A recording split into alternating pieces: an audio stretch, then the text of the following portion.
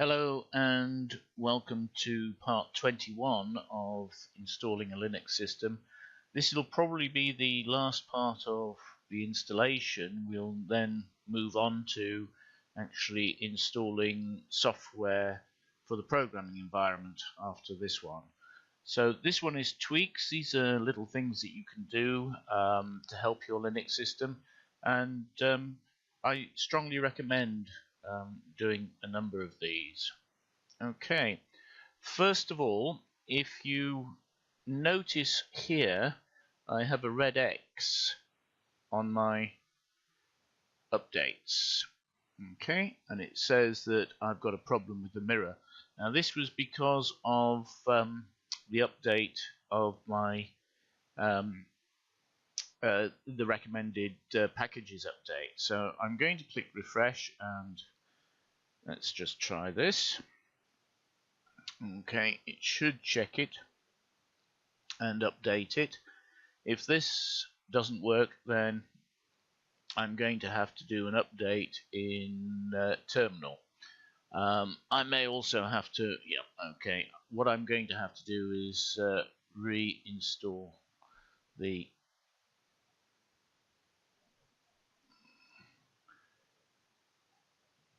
wrong password. Okay, so let's have a look. Okay, wait for it to come in. So while it's doing that, let's have a look at some of the things that you can do to increase your speed of your Linux system. One of the main things that you can do is, if you've only got a small amount of memory available, say 2 gig or less, it will work if you've got slightly more, but it's not absolutely necessary, is you can decrease the swap file use, which will actually speed it up a little bit. Now, to do this, the first thing you have to do is check to see what your swap file use is. And I have a number of commands on the other screen rather than me typing them in, because I'm not the fastest typist in the world. So the first one is asking your swappiness, and on here, as you can see, it's 60, which is the default.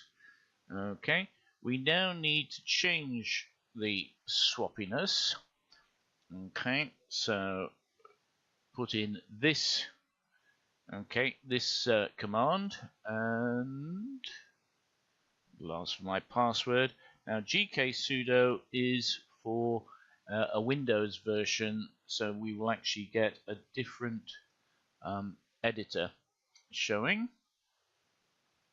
Okay, here we go, and you can see I've now got the elevated privileges. Now we need to find vm,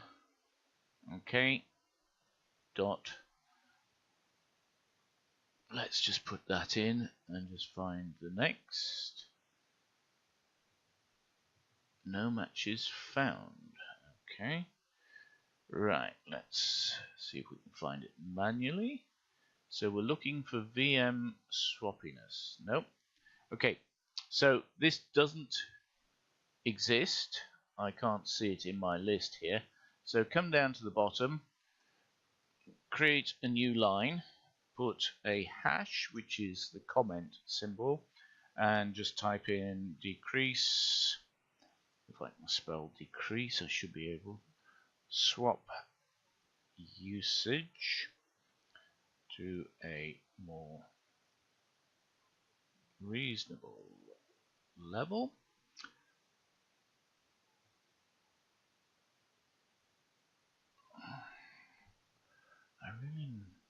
And here it's vm.swappiness equals 10. Okay, vm.swappiness equals 10. I'll put these into the comments underneath so that you can actually see what you need to do. Okay, so we need to save that. So you click on the save button, Okay, and we are going to have to restart Linux at this point. So I shall come out of here, but before we restart Linux, let's see what we've found here. We've got all sorts of different ones for some reason. The UK one is not showing. The University of Kent is very slow. Obviously there is a problem. So let's just change it. Okay, so we've done that. Okay, one of the ways that you can reboot Linux is just by typing reboot into terminal, and it will go and reboot. I will see you as soon as this has rebooted. Okay, Linux is rebooted. I did an update, having changed the mirrors. I just did an update very quickly while you were away, and it has actually found an update, but I'm not going to install it just yet because I want to show you some of the tweaks that you can do. So to clear the terminal screen, you just type clear. Now we need to check that we got the correct swappiness. Okay, so if I put in that, it should be reading 10. If you remember last time it was 60, now it's 10. Okay, so the swappiness has been decreased on the system, which will make it a bit faster. There is a security problem with Linux Mint, and there's no longer a password set default, a default password set for the root. So you need to actually do that. So what this means is that if somebody stops the boot up, and they can then get into and take complete control of your computer if they stop the boot up and do it that way.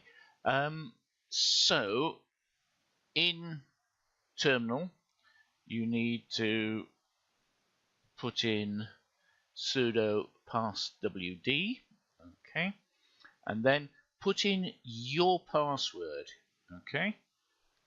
That's very important because, and you have to retype it, okay, and that way you can use your password for logging in as you, and if you ever need to go in as root on a boot up because there's a problem with your settings, you just need to use your password. On a production system, you would use a much more secure password for root, but as this is your system on probably running on a virtual machine, it doesn't need to be super secure. Next, it would be nice to actually have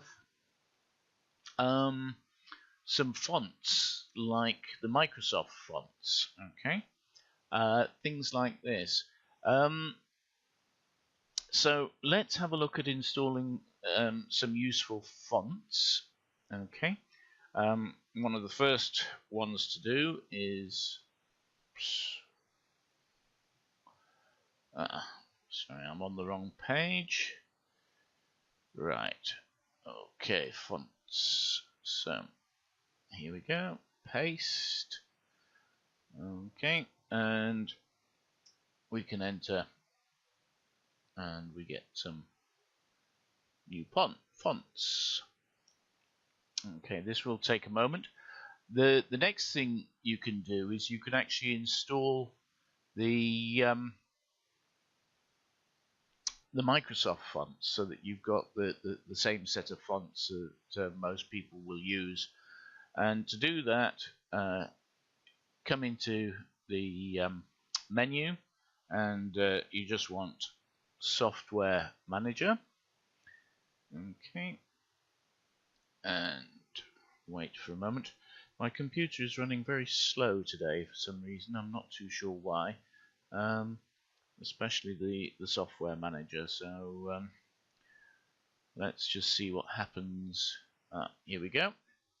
Okay, right, in the top here, just type in Microsoft. It is very slow today, isn't it? Okay, right. Okay, and then you want the Ttf-mscorefonts-installer. Now, you have to remember that Microsoft things aren't usually free, so you have to click on the license.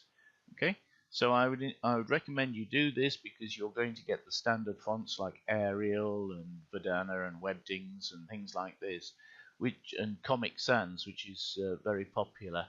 Okay, so I would strongly recommend that you install this on your system. So just click install.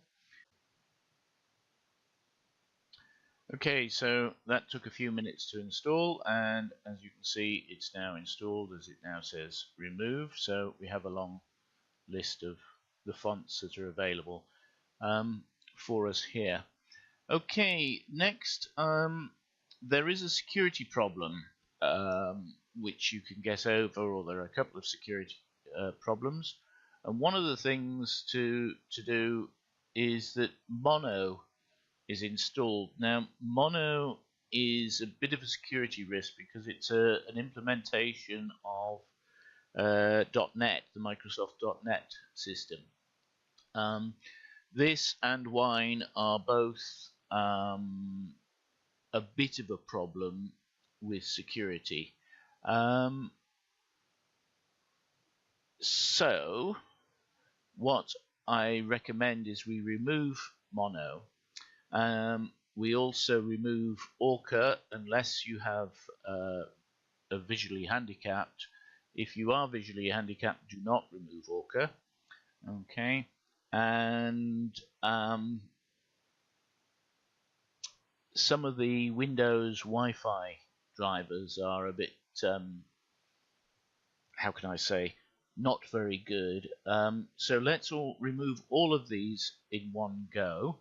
And the command for that is, okay, as you can see, I've just copied and pasted it.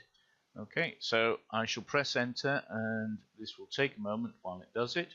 It'll ask if we want to do this and confirm, so yes, and it will do this. Now, one of the downsides of this is that if you've been using Tomboy, you'll find that it's no longer available. Okay, there is a Linux, a true Linux version of a similar thing called Xpad, and what we will do is we'll install Xpad instead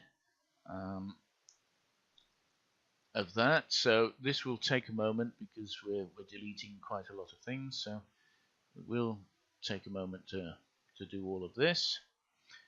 I will stop and start the recording as required. Okay, that took quite a long time, and it's now finished. One of the other tweaks I want to do is there's a problem with Hibernation, and Hibernation is isn't always implemented correctly by each BIOS, and sometimes when the computer hibernates, it doesn't wake up properly, or it doesn't wake up at all. So you can actually disable hibernation. What you do here is you actually move the folder. Okay. So again, this is in the notes, in the comments below, and I recommend you do a copy and paste because, for example, this last / is important. Okay, so there we go. That's done that. Now we should reboot the computer at this point. Okay, and but I'm going to give it one moment before we do that. There are one or two things that you can do which can cause problems, as I say, mainly on